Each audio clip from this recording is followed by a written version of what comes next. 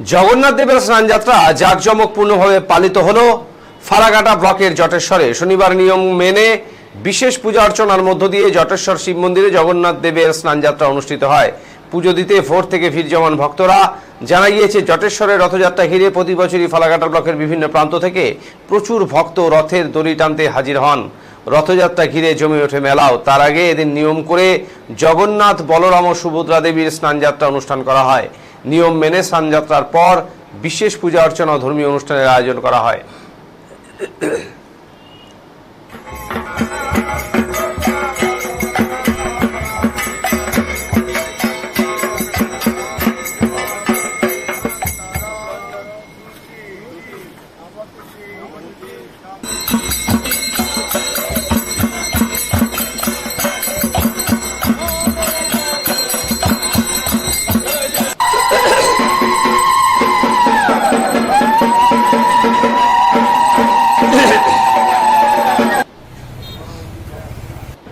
প্রতি বছরের ন্যায় এবছরও আমাদের রথযাত্রা উৎসব আজ জগন্নাথ দেবের স্নানযাত্রার মধ্য দিয়ে শুরু হলো।